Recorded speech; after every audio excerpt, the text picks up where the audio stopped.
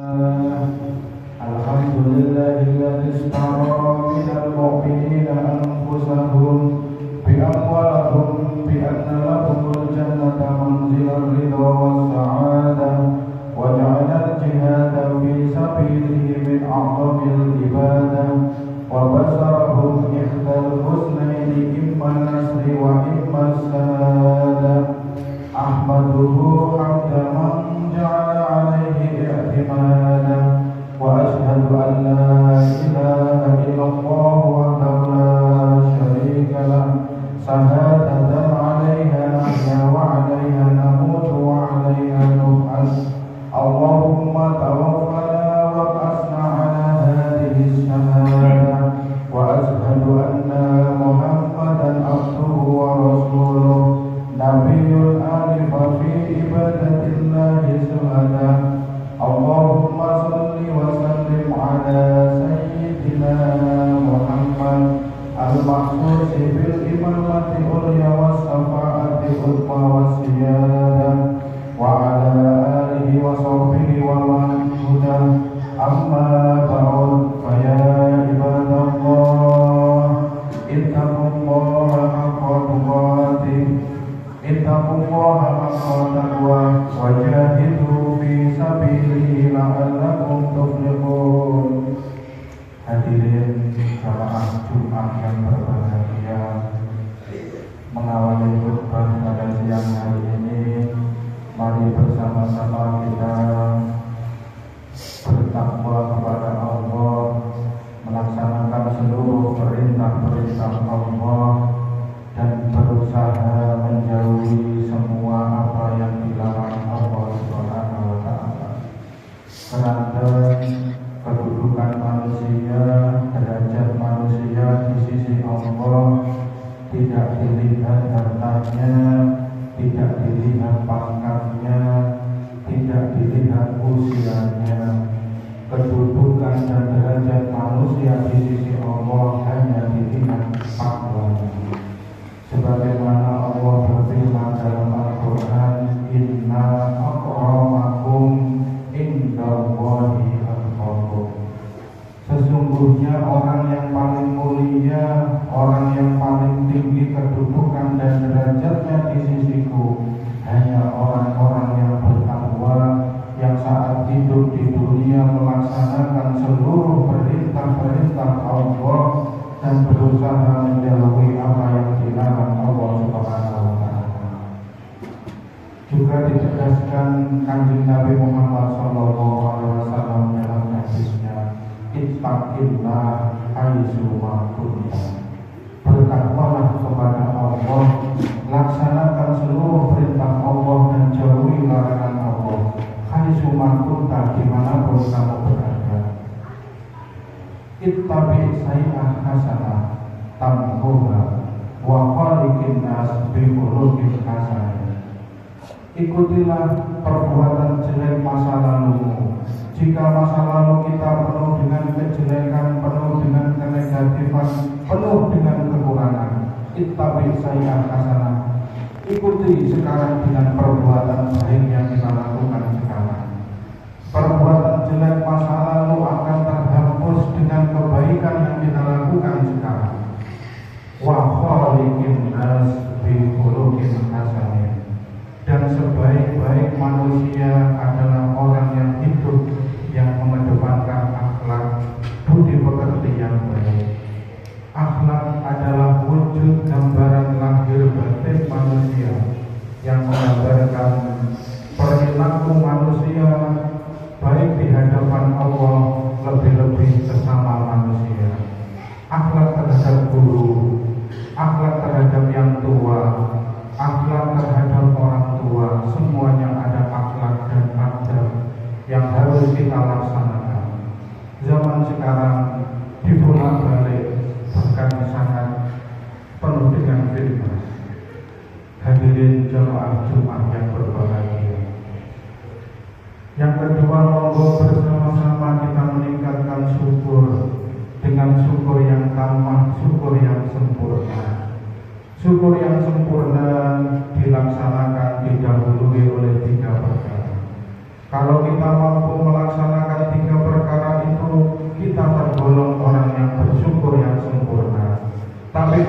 jika belum mampu melaksanakan ketiga-tiganya, belum dikatakan orang yang syukur kepada Allah yang akan mendapatkan jaminan inna adzabi asyadid, orang yang tidak bersyukur.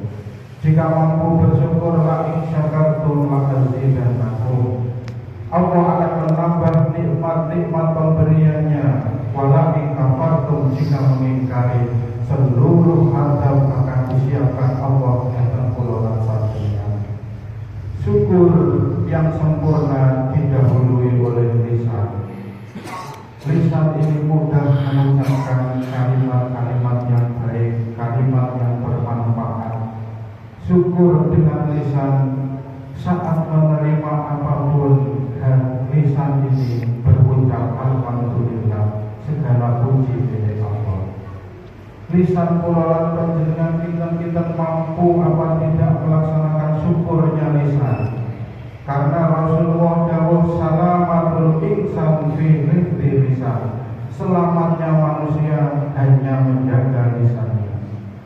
Mari lisan ini berucap yang baik, lisan ini mengucapkan kalimat-kalimat yang bermanfaat, zikir, sholawat, istighfar diperbanyak agar bisa sambung kepada hati.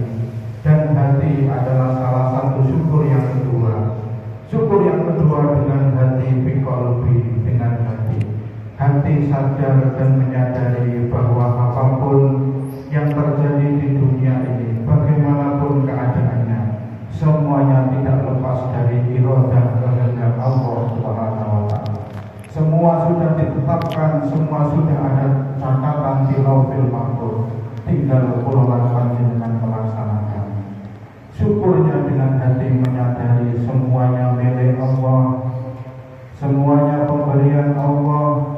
Kita dititipi sehat, dititipi harta benda, dititipi keluarga, seluruhnya adalah titipan. Sewaktu-waktu nanti akan kembali kepada Allah Subhanahu wa Ta'ala. Sehingga ulama Syekh Azhar Munji menyebutkan, yuftaradu alaihi ilmul ahwalil qalbi, diwajibkan alaihi bagi orang Islam ilmu mengetahui ahwalil qalbi, gerak-gerik hati kulawan panjenengan. Saat kita melaksanakan ibadah, hati kita kemana? Saat kita belonjong bermaksiat, hati kita ingat apa? Seharusnya yuftaradu alaihi ilmul ahwalil qalbi, mengetahui gerak-gerik hati. Saat kita ibadah, hati kita ikut ibadah, ingat Allah atau ingat sana sini. Ilmu ahwalil qalbi yang pertama adalah ikhlas, sabar, ridho, syukur, ikhtiar kepada Allah Subhanahu wa Ta'ala. Yang ketiga, syukurnya dengan perbuatan. Asyukru sarfun ni'am fima yardhibil qadim. Yang dikatakan syukur adalah menggunakan nikmat, menggunakan pemberian sesuai dengan kehendak yang memberi Allah Subhanahu wa Ta'ala. Kita dianugerahi sehat, utama untuk meningkatkan ibadah. Kita dianugerahi keluarga, bersama-sama diajak untuk beribadah, sadar menyembah Allah Subhanahu wa Ta'ala. Dianugerahi anak keturunan, anak disiapkan, dididik dengan mental yang kuat, mental agama, agar kelak sewaktu-waktu kita dipanggil oleh Allah, kita punya jariyah, anak yang mendoakan kita, anak yang selalu doa setelah sholat mendoakan orang tua. Hadirin jamaah Jumat yang berbahagia, sholawat salam yang semulia-mulianya mudah-mudahan selalu dilimpahkan keharibaan junjungan kita, pemberi syafaat umat, suri tauladan umat, yakni baginda Nabi Muhammad SAW. Sebagaimana Rasulullah SAW, "Uqridat alayya ummati, minha maqbulun wa minha mardudun, illa sholata ala nabi." Rasulullah SAW, "Uqridat alayya ummati," saya diperlihatkan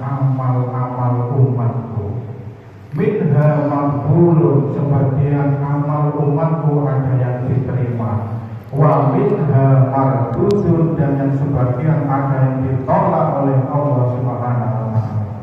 Illa sholata alayya, kecuali bacaan sholawat umatku kepadaku. Hadirin jamaah Jumat yang berbahagia, mudah-mudahan kita sebagai orang Islam tercatat sebagai pengamal sholawat. Tidak hanya pembaca sholawat, kita rutin hariannya membaca sholawat kepada beliau Rasulullah Sallallahu Alaihi Wasallam. Sedemikian pentingnya sholawat sampai diikutkan doa di dalam sholat, yaitu sholawat Ibrahimiyah di tahiyat akhir. Itu salah satu rukun sholat. Sedemikian pentingnya sholat, sholawat diikutkan dalam rangkaian doa-doa sholat. Hadirin jamaah Jumat yang berbahagia, sebagaimana hadis Rasulullah Sallallahu Alaihi Wasallam, afdhalur rijal ilallah la laddu qasimu, yang paling dikecam oleh Allah, yang paling dibenci oleh Allah, la laddu qasimu, orang yang selalu menimbulkan pertengkaran, orang yang selalu menimbulkan pertikaian, bertengkar. As-sulhu khair, damai itu adalah kebahagiaan. Orang yang paling dilaknat, yang paling dibenci oleh Gusti Allah Subhanahu wa taala, orang yang selalu ngajak pertengkaran. Kita hadirin jamaah Jumat yang berbahagia, zaman sekarang zaman media sosial, berpandai-pandailah dalam membuat status, membuat medsos, jangan sampai menimbulkan gaduh di masyarakat. Kita pandai-pandai untuk berteknologi agar tidak menimbulkan keresahan di masyarakat. Karena yang paling dibenci oleh Allah adalah orang yang suka membuat gaduh, suka membuat geger warga masyarakat. Hadirin jamaah Jumat yang berbahagia, juga dalam hadis Rasulullah dalam abghadu ilahin ubida indallahi fil ardi wal bawah, berhala kekecaman sembahan yang paling dibenci oleh Allah adalah wal bawah, orang yang nuruti hawa nafsu, nuruti keinginan. Dalam hadis Rasulullah juga dalam afdhalul jihad ayu jahidu ila jahadu ila rajulu wahwahu, seutama-utamanya jihad, seutama-utamanya bersungguh-sungguh jihad adalah memerangi hawa nafsu. Jadi yang paling dikecam oleh Allah adalah kita melaksanakan sesuatu hanya karena karas, karena keinginan, karena nafsu, tidak didasari oleh perintah Allah dan perintah Rasulullah SAW. Bahkan yang paling dikecam oleh Allah adalah huwal hawa. Hadirin jamaah Jumat yang berbahagia, Rasulullah memberikan dawuh kepada para sahabat setelah sahabat perang Badar, orang Islam 1 dibanding 10. Usainya perang Badar, orang Islam katakan 1000, orang kafir 10.000. Islam mengalami kemenangan. Setelah menang pulang dari perang Badar, Rasulullah dawuh kepada sahabat, raja'na min jihadil asghar ila jihadil akbar. Wa ma jihadil akbar ya Rasulullah, jihadil nafsi.